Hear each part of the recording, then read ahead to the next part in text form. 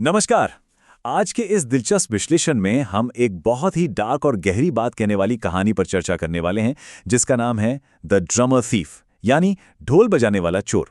हम सिर्फ इस कहानी के टेक्स्ट के जरिए इसके असली मतलब को डिकोड करेंगे। सच कहा जाए तो ये कोई आम कहानी नहीं है, बल्कि इंसानी फितरत और हमारी उस आदत पर एक बहुत बड़ा तंज है, जहां हम साफ साफ दिख रही चेतावनियों को अक्सर नजरअंदाज कर देते हैं। चलिए सीधे शुरू करते हैं। अब सबसे पहले इस बेहद दिलचस्प सवाल पर गौर करते हैं। आज रात जो हथौड़े की आवाज है, वो कल सुबह ढोल की आवाज कैसे बन जाती है? यही वो रहस्य है जिस पर हमारी आज की पूरी चर्चा टिकी है। शुरू में सुनने पर यह सवाल थोड़ा अटपटा लग सकता है ना?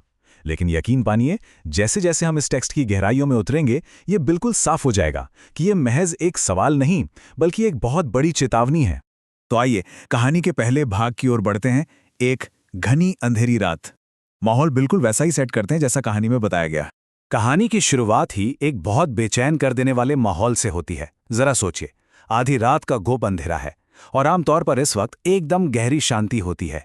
लेकिन उस सन्नाटे को एक हथौड़े और छेनी की टप टप टप ने पूरी तरह से चीर कर रख दिया है। ये कोई ऐसी वैसी आवाज नहीं है जो आकर रुक जाए। ये बिना रुके लगातार आ रही है। जो मकान मालिक है, उसकी नींद तो मानो कोसों दूर जा चुकी है। ये शुरुआत ही हमें बता देती है कि सब कुछ नॉर्मल नहीं है। शांति भंग हो चुकी है और कुछ बहुत गलत होने वाला है। यहाँ पर दोनों मुख्य किरदारों के बीच का जो अंतर है, वो सच में देखने लायक है। एक तरफ वो मकान मालिक है, बेचारा असहाय, तेज बुखार से तप रहा है, दर्द के मारे करवटें बदल रहा है और उसका दिमाग पूरी तरह से सुन्न और धुंधला हो चुका है। और दूसरी तरफ है वो चोर। वो एकदम निडर है, अधिकारियों की नज़रों से बचकर आ गया है और बड़े ही इत्मीनान से, पूरे धैर्य के साथ बगीचे की दीवार के नीचे सुरंग खोद रहा है। मतलब एक तरफ घबराहट और कमजोरी है, तो दूसरी तरफ खतरनाक धैर्य और चालाकी का प्रदर्शन। अब आते हैं भाग 2 पर, आधी रात की पूछताछ। चलिए देखते हैं कि कैसे ये बेचैनी एक बहुत ही हताश करने वाले टकराव में बदल जाती है। मकान मालिक, जो पहले से ही बुखार से टूट रहा है और झुंझलाहट से भरा हुआ है, वो बड़ी मुश्किल से अपने बिस्तर से उठता है। वो खिड़की से बाहर उस घने अंधेरे में झांकता है और पूरी ताकत लगाकर चिल्लाता है, इतनी रात गए वहां कौन है? जाहिर है, उसे लग रहा है कि शायद कोई जवाब मिलेगा या कम से कम उसकी आवाज सुनकर वो घुसपैठिया डर कर भागी जाएगा। लेकिन जवाब में कोई खामोशी नहीं मिलती। खटखटाने की वो आवाज बस एक सेकंड के लिए रुकती है, मानो चोर ने उसकी बात सुन ली हो। और फिर वो आवाज और भी ज्यादा तेजी से शुरू हो जाती है। ये पल सच में बहुत डरावना है।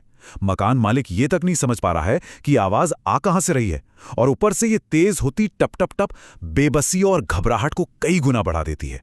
अब हताशा अपने चरम पर है। मालिक अंधेरे में एक बार फिर चिल्लाता है, कौन है वहां? इतना शोर क्यों मचा रहे हो? क्या कुआं खोद रहे हो? मतलब देखिए, बुखार और चिड़चिड़ापन में उसका ये सोचना कि कोई आधी रात को कुआं खोद रहा है, ये तरकीनता को बहुत ही हास्यास्पद तरीके से सामने लाता है। असल में वो उस आवाज के पीछे छिपे असली और खौफनाक खतरे को देखने में पूरी तरह से नाकाम है। और यहीं से हम पहुंचते हैं भाग 3 पर, ड्रमर का जवाब। ये कहानी का क्लाइमैक्स है और वो अहम हिस्सा है जहां बातचीत एक बहुत ही डार्क और व्यंग्यात्मक मोड़ ले लेती है। वो खूंखार चोर अंधेरे में से बड़ी ही हिकारत और ताने के साथ जवाब देता है, नहीं मेरे दोस्त, मैं तुम्हारी खुशी के लिए ढोल बजा रहा हूं। ये लाइन सच में बहुत खतरनाक है। चोर न सिर्फ अपना काम बेखौफ होकर जारी रखे हुए है, बल्कि वो मालिक का मजाक भी उड़ा रहा है। वो अपनी इस चोरी को, इस विध्वंसक काम को कला का नाम दे रहा है, अपने हथौड़े की आवाज को ढोल बता रहा है। और इधर बुखार से तपता हुआ मालिक अभी भी कुछ समझ नहीं पाता। वो पूरी तरह उलझन में कहता है, लेकिन मुझे तो ढोल की कोई आवाज सुनाई नहीं दे रही।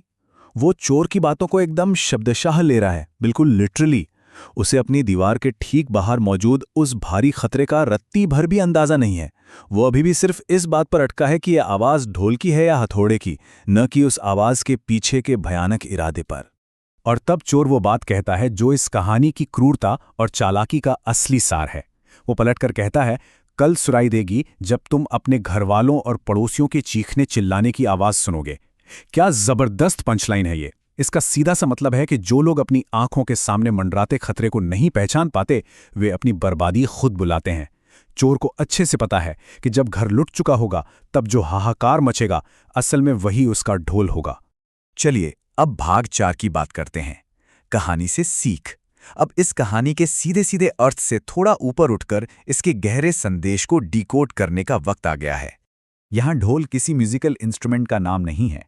इस कहानी के संदर्भ में ढोल असल में उस देरी से होने वाले एहसास, उस तबाही के बाद के शोर और उस हाहाकार का प्रतीक है जिसे तब नज़रअंदाज कर दिया गया था जब वो तबाही असल में आकार ले रही थी। कहने का मतलब है कि आज जिसे हम महज एक शोर समझकर छोड़ देते हैं, वही कल हमारी बर्बादी का ढोल बनकर बजता है।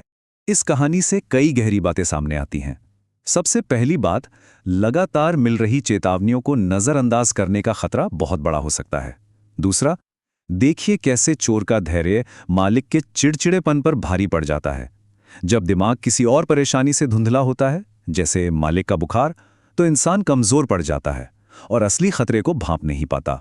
और सबसे बड़ी सीख, किसी भी खतरे पर प्रतिक्रिया देने में हुई देरी अक्सर इस बात की पक्की गारंटी होती है कि नुकसान पहले ही हो चुका है। तो इस चर्चा को खत्म करने से पहले एक बहुत ही अहम सवाल सोचने लायक है। क्या हमारी जिंदगी के बैकग्राउंड में भी अभी कोई ऐसी ही लगातार खटखट हो रही है? कोई ऐसी साफ चेतावनी, कोई ऐसा सिग्नल जिसे महज एक छोटी सी परेशानी समझकर टाला जा रहा है? इस पर गहराई से विचार किया जाना चाहिए, इससे पहले कि आज रात की वो खटखट कल सुबह का बजता हुआ ढोल बन जाए। आज के इस विश्लेषण का हिस्सा बनने के लिए बहुत बहुत धन्यवाद।